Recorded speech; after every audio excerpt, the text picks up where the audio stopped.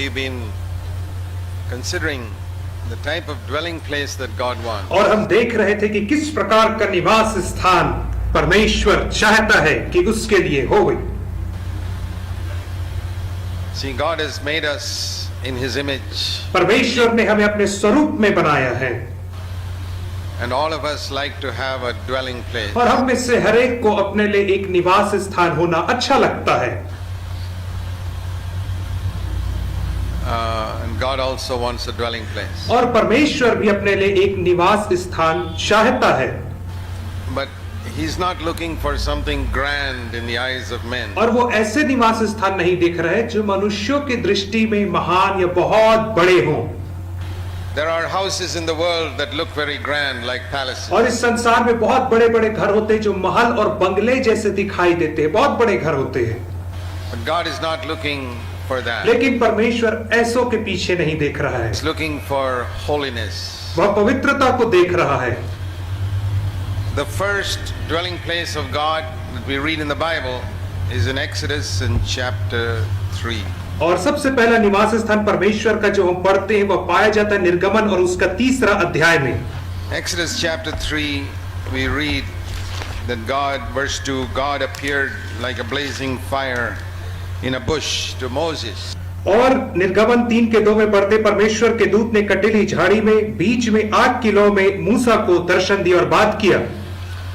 And 40 years later और 40 साल के बाद we read in Deuteronomy 33 और व्यवस्था विवरण 3 अध्याय 33 में पढ़ते हैं how Moses is blessing all the different tribes of Israel. और हम देखते हैं कि किस रीति से मूसा इस्राएल के अलग अलग गोत्रों को आशीष दे रहा है। And when it comes to Joseph, और जब यूसुफ के विषय में वो आशीष देता है, Deuteronomy 33 verse 13, और व्यवस्था विवरण 33 और उसका 13 पद, of Joseph he said, blessed of the Lord be his land. Yusuf के विषय उसने कहा,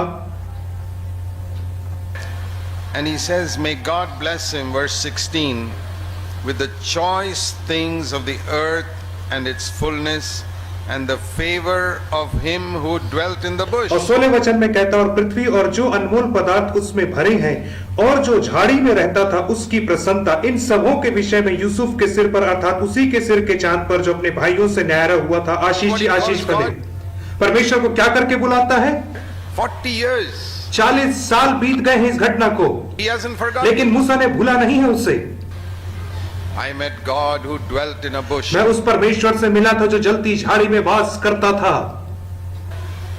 He never forgot it. उसने कभी नहीं भूला परमेश्वर को। That was his first encounter with God. और मूसा का यह परमेश्वर के संग पहला साक्षात्कार था झाड़ी में। And he saw that God dwelt in a bush which was completely on fire. और उसने देखा कि परमेश्वर एक ऐसी झाड़ी में वास कर रहा था जो पूर्णतः जल रही है, आग में है। See that the first dwelling place of God was full of और हम fire. देखते हैं कि परमेश्वर का पहला निवास स्थान अग्नि से परिपूर्ण था, आग से भरा हुआ था। And in the tabernacle also he dwelt in a fire in the most holy और place. मिलाप वाले तंबू में भी महापवित्र स्थान में परमेश्वर आग के खंभे के रूप में वास करता था। The fire is a picture. और यह जो अग्नि है वह एक चित्र है। So what do we learn from that? इसलिए हम इससे क्या सीखते हैं? Fire is a picture, we can say, of purification and purity. और अग्नि एक चित्र है शुद्धिकरण का और साफ होने का। Something that's enduring, testing of whether something is enduring or not. और जो कोई चीज परखी जाती तो वो उसमें बनी है कि नहीं परख में, उसका एक चित्र है अग्नि। Put wood and paper into the fire, it just gets burnt और out. अग्नि में पेपर को और लकड़ी को डाल दो, वो जल करके राख हो जाता है।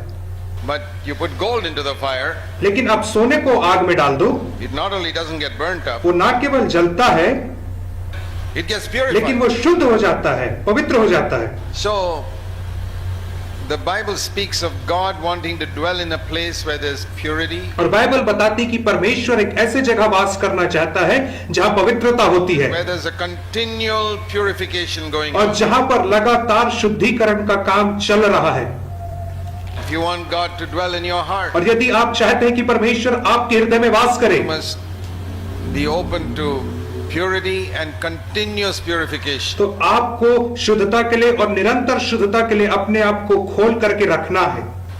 I heard a story once और मैंने एक बार एक कहानी सुना of a man who went to goldsmith's shop where he saw the man purifying the gold in the fire. और एक बार एक व्यक्ति सुनार के दुकान में गया और उसने देखा कि सुनार सोने को पिघला करके शुद्ध कर रहा है। A big chunk of gold in that और fire. उस सुनार ने एक बहुत बड़े सोने के टुकड़े को आग में डाल दिया। And this man asked the goldsmith, how do you know when you should stop? और इस मनुष्य ने सुनार से पूछा, आपको कैसे पता चलेगा कि सोना शुद्ध हो गया है और आपको अब यह प्रक्रिया समाप्त करनी है? And the goldsmith और said, सुनार ने कहा, when I can see my face clearly reflected on that gold, then I'll stop. और जब मैं अपने चेहरे को स्पष्ट रीति से उस पिघले हुए सोने में देख लेता हूं, तब मैं शुद्धिकरण को रोक देता हूं। Now, that is what Jesus says. और यही तो यीशु ने भी कहा। When is he going to stop the purification in your life and और mine? आपके और मेरे जीवन में वह पवित्रता शुद्धिकरण के काम को कब रोकेगा? When he says, when I can see in my child that he is exactly like me, then I can stop. तो यीशु कहेगा कि जब मैं अपने संतान के अंदर देख सकता हूं कि वो पूरी रीति से मेरे समान बन गए, तब मैं शुद्धिकरण को उसके जीवन में रोक None दूंगा। of us have become like him yet. लेकिन हम में से कोई अभी उसके समान नहीं बने हैं। So when he puts you in the fire, इसलिए जब वो आपको आग में डालता है, because he wants you to be his dwelling वो place. इसलिए डालता है कि वो चाहता है कि आप उसका एक निवास स्थान बन जाएं। Don't complain about it when you're in the और fire. जब आप आग में डाले जाते हैं तो इसके विषय में शिकायत ना करें। You can't purify gold with soap and और water. सोने को आप पानी और साबुन से साफ नहीं कर सकते हो। Cheap things like cloth you can purify with soap and water. सस्ती वस्तु जैसे कि कपड़ा है, उसे आप साबुन और पानी से, निर्मा से आप साफ कर सकते हो। Gold you cannot purify with soap and water. लेकिन सोने को आप साबुन और पानी से साफ नहीं कर सकते हो, Only with उसे fire. केवल अग्नि से कर सकते हो साफ। And that's why God takes us through some fiery trials. और इसीलिए परमेश्वर हमें बहुत सारे आग वाले अनुभव से लेकर के जाता है, Difficulties in our home, हमारे घर में परेशानियों से लेकर के जाता है, financial difficulties, आर्थिक समस्याओं से, sometimes strong opposition from your और parents, कई बार माता पिता के तरफ से बहुत ज्यादा विरोध होता है, relatives, रिश्तेदारों से होता है, difficult और neighbors. कठिन पड़ोसियों से हमें विरोध होता है, You may lose a और आप job. अपनी नौकरी खो सकते हो। These are all severe और ये trials. सब बहुत कठिन दुख होते हैं, परीक्षा होती है। That God doesn't see all these ऐसा things. ना सोचो कि परमेश्वर इन सब को नहीं देखता है, He even watches the sparrow that falls dead to the और ground. वह उस गौरैये को भी देखता है जो उड़ते उड़ते भूमि पर गिर जाती है और मर जाती है। Jesus said, even the hair that falls from your head, He watches it. यीशु ने कहा कि तुम्हारे सिर के सब बाल भी गिने हुए हैं। It's amazing that Jesus took the example of a little hair. और अद्भुत बात है कि यीशु मसीह ने एक बाल का, सिर के बाल का उदाहरण लिया। No human being can count the number of hairs on our कोई head. भी मनुष्य अपने सिर के बालों को नहीं गिन सकता है, And Jesus said, the hairs on your head are लेकिन numbered. यीशु मसीह ने कहा तुम्हारे सर के सब बाल भी गिने हुए हैं। Why does He say ऐसा that? उसने क्यों कहा? He knows exactly when one particular hair was lost from your क्योंकि head. यीशु मसीह को पता है कि आपके सिर से एक बाल ठीक किस समय गिर के अलग हो गया। Reason why Jesus took that example इसीलिए यीशु मसीह ने उस उदाहरण को लिया, was because losing a hair is the most unimportant thing in our life. क्योंकि हमारे जीवन में एक बाल का झड़ना या गिरना बहुत ही कम महत्वपूर्ण या छोटी सी चीज मानी जाती है। Even I don't get worried if I lose one hair. और मुझे भी चिंता नहीं होती यदि मैं मेरे सिर से एक बाल झड़ जाए या गिर जाए तो। Why should you worry? You got so much hair on your head. आपको चिंता करनी चाहिए क्योंकि आपके सिर में बहुत सारे बाल हैं। Such a unimportant ये thing. कितनी छोटी सी बात है हम में से हर एक के लिए। You know, you wake up in the morning and you find one hair on your और pillow. आप सुबह उठते हैं और देखते हैं कि तकिए में आपका एक बाल झड़ के गिर गया है, You get worried, my one hair is तो क्या gone. आप चिंतित हो जाते हैं, अरे मेरा एक बाल गिर गया है? No. नहीं, But God can tell you the exact time in the night, 2:31 in the morning, when that hair fell off from your लेकिन head. परमेश्वर उस सटीक समय को बता सकता है, जैसे कि रात को 2:31 में तुम्हारे सिर से वो बाल झड़ करके गिर गया। You believe in a God like क्या आप इस this? रीति से परमेश्वर के ऊपर विश्वास करते हो? This is the God Jesus told us our Father was. और इसी परमेश्वर को तो यीशु ने बताया कि यह हमारा पिता समान परमेश्वर है। Then you think some of the bigger problems you are facing, He doesn't know तो about it? आप क्या सोचते हैं कि जो बड़ी बड़ी समस्याओं का आप सामना कर रहे हैं उसके विषय में क्या परमेश्वर नहीं जानता है? Many of you facing some type of problem in your और यहाँ home. पे बहुत सारे लोग हैं जो अपने घर में अनेक प्रकार की समस्याओं का सामना कर रहे हैं। even without being any prophet, I can say definitely whatever problem it is bigger than losing one hair. और मैं भविष्यवक्ता नहीं हूं, फिर भी मैं कह सकता हूं कि आपकी जो भी समस्या है वो एक बाल के झड़ने से ज्यादा बड़ी समस्या है जिसे आप सामना कर रहे हैं। Yeah, sure. हाँ, ये सत्य है। This is the most unimportant thing, one losing one और hair. एक बाल का झड़ना हमारे जीवन में बहुत ही छोटी बात है जिसका कोई महत्व नहीं होता है। Then if God knows that, you think he does not know what is happening to you right और यदि now? परमेश्वर इसे जानता है तो क्या परमेश्वर उसको नहीं जानता जो जिससे आप आज गुजर रहे हो? Many of you have prayed, Lord Jesus, I want you to live in my और heart. आप में से बहुत सारे लोगों ने प्रार्थना किया कि यीशु मसीह आकर के मेरे हृदय में वास कर। Haven't you prayed क्या that? आपने ऐसी प्रार्थना नहीं किया है क्या? Don't you want him to live with you all the क्या आप time? नहीं चाहते कि यीशु मसीह हमेशा आपके साथ आकर के रहे?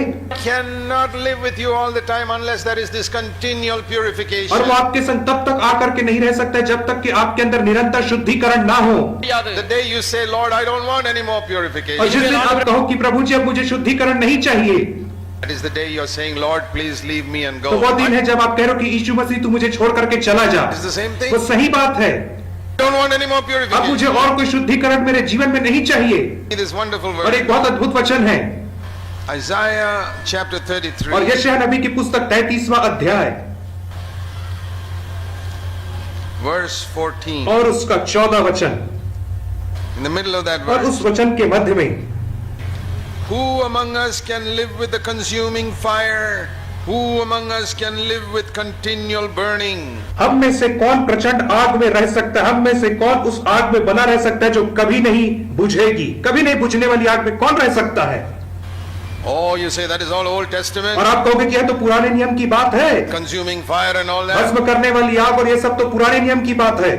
Oh, it's New Testament. नहीं, ये नई नियम की बात है। Who can live with the consuming fire? कौन कभी ना बुझने वाली आग के संग रह सकता है? Who can among us can live with continual और हम burning? में से कौन कभी ना बुझने वाली आग और भस्म करने वाली अग्नि के संग रह सकता है? Everlasting burning. और कभी ना खत्म होने वाली अग्नि के संग रह सकता है, Never stop. जो कभी नहीं रुकती है, जो जलते ही जाती है। God is like a fire. परमेश्वर ऐसी अग्नि के समान है। And so, if you're willing to live with that fire, you can have God's dwelling place with you और यदि forever. आप ऐसी अग्नि के संग रहने के लिए तैयार हैं, तो परमेश्वर का वासस्थान आपके साथ हमेशा रहेगा। Means every day when God shows you something in your life that was not Christ, उसका मतलब यह कि प्रतिदिन जब परमेश्वर आपको कुछ दिखा आपके हृदय में जो मसीह के स्वभाव के समान नहीं है, say, Lord, that's तो right. आप कहोगे प्रभु जी वो सही बात है, Sorry. अब मुझे माफ कर दे। I didn't speak to my husband or wife in a Christ-like और मैंने way. अपने पति पत्नी से मसीह के समान आचरण में बात नहीं किया है। Your children, you didn't speak to your parents in a Christ-like और आप way. बच्चे लोग, आपने मसीह के स्वभाव के आचरण में अपने माता पिता से बात नहीं किया। How do you think Jesus as a little boy spoke to और Mary? यीशु मसीह एक छोटा बालक होने के नाते किस रीति से मरियम से बात करता था? Make that your goal. और उसे अपना उद्देश्य बना लो। I want to always speak to my parents the way Jesus spoke. और जिस रीति से यीशु मसीह मरियम से बात किया, वैसे ही मैं अपने माता पिता से बात करना चाहता हूँ At home, अपने घर में। one day when Jesus left his और home एक दिन जब यीशु मसीह अपना घर छोड़ करके चले गए and he set up his house in और Capernaum, उसने कफरनहूम में अपने घर को स्थापित कर लिया, कफरनहूम शहर में, moved away from Mary, और मरियम से वो दूर जाकर के रहने लगे। then he told Mary, और तब उसने मरियम से कहा, "No, you cannot interfere in my ministry. अब तुम मेरी सेवकाई में किसी प्रकार से अंतर नहीं कर सकती, You can't even tell me to produce wine here at this marriage." और इस विवाह में तुम मुझे ये भी नहीं कह सकती कि दाखरस घट गया है और मेरे लिए दाखरस बनाओ करके। One day when you get married, you move away from your home. एक दिन जब आपका विवाह होगा तो आप अपने घर से अलग चले जाओगे। Then you can tell your parents, "Now, dear daddy and mommy, please don't interfere in my life now." तब आप अपने माता पिता से कह सकते हो, आदरणीय माता पिताजी, अब आप मेरे जीवन में कृपया करके अब दखल मत दीजिए। That's the example of और Jesus. ये यीशु मसीह का उदाहरण है। So we have to purify ourselves all the इसलिए time. हमें हमेशा अपने आप को शुद्ध करते रहना है।